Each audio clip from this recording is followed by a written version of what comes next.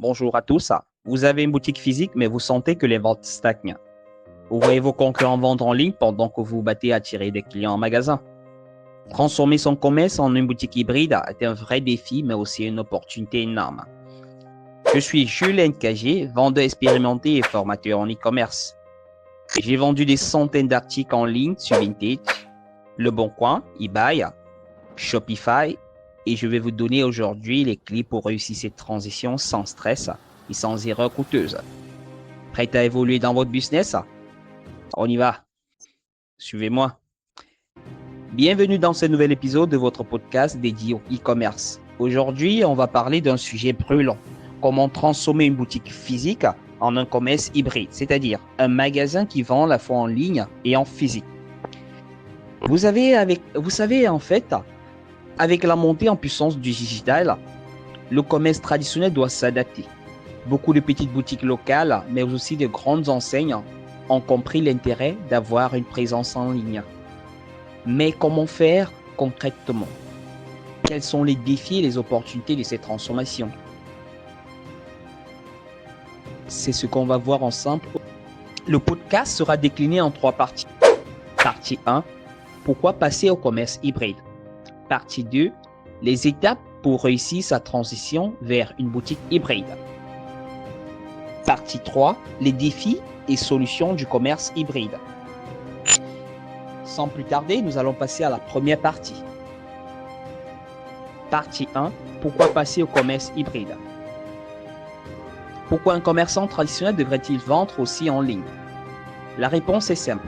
La majorité des consommateurs passent du temps sur Internet avant de faire un achat, même en boutique. Le client qui découvre vos produits sur Instagram ou Google aura plus de chances de venir en magasin s'il sait ce que vous proposez. Les chiffres parlent d'eux-mêmes. En 2023, le e-commerce représentait 21% du commerce de détail mondial, contre 14% en 2019.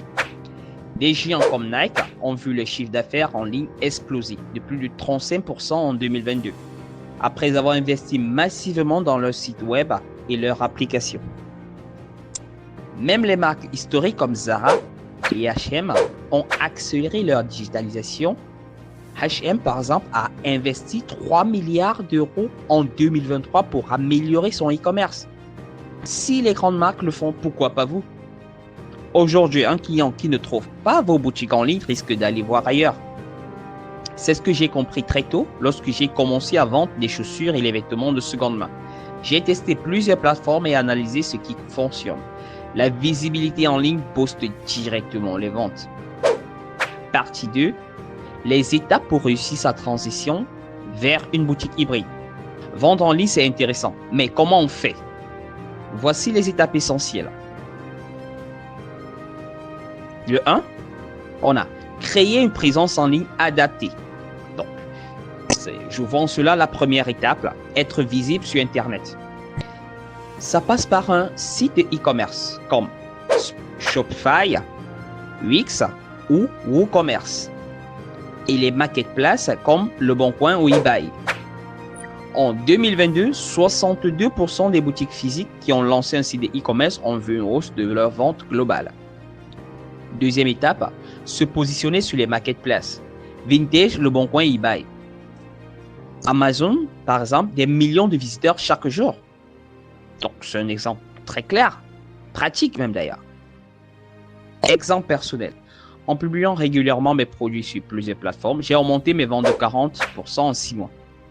Mais il ne faut pas oublier les réseaux sociaux, Instagram, Shopping, TikTok, Shop et Facebook Marketplace sont aujourd'hui des outils puissants pour toucher de nouveaux clients.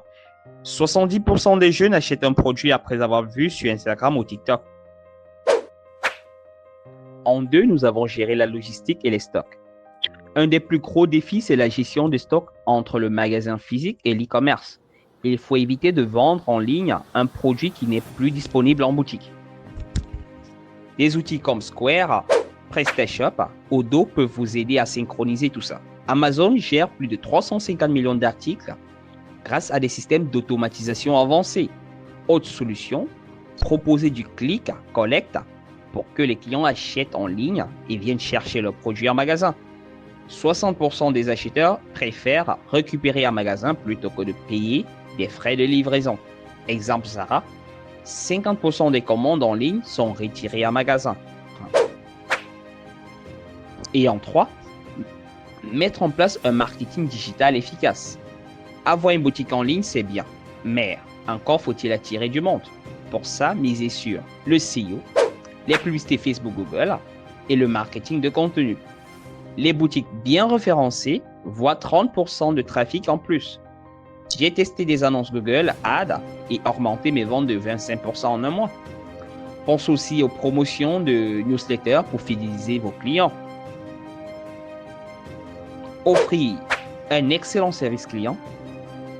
Intégrer un service de chat sur votre site. Répondez rapidement aux messages sur WhatsApp et assurez-vous que vos conditions de retour et de garantie sont claires et rassurantes. 75% des consommateurs préfèrent le chat aux emails. Facilitez les retours et remboursements. Cela vous rend intéressant.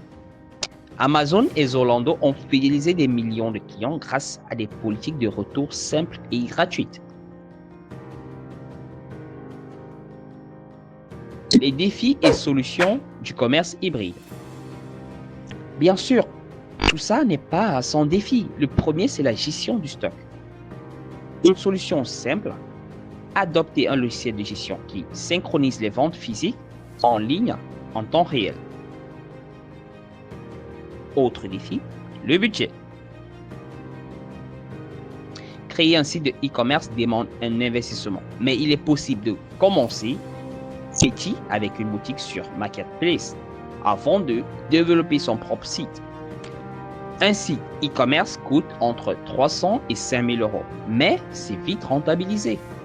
En 6 mois, mes boutiques en ligne ont généré plus que mon investissement initial. Et en conclusion, nous avons 70% des commerçants physiques trouvent la transition digitale compliquée. C'est pour ça que je forme des entrepreneurs à éviter ces erreurs, donc des erreurs classiques. Alors, qu'est-ce qu'on retient? Vendre en ligne et en boutique, c'est l'avenir. C'est une opportunité énorme pour toucher plus de clients et augmenter son chiffre d'affaires. Donc, résumons en quelques points clés ce que nous avons appris. Être visible en ligne, site, marketplace, réseaux sociaux. Synchroniser les stocks et proposer le click collect. Investir dans le marketing digital. Offrir une expérience client fluide et rassurante. Si vous êtes commerçant et que vous hésitez encore, posez-vous cette question. Combien de clients vous sont passés à côté en restant uniquement en physique? Vous voulez en savoir plus ou vous lancer? Suivez-moi pour d'autres conseils pratiques sur la vente en ligne. Et surtout, partagez vos expériences en commentaire.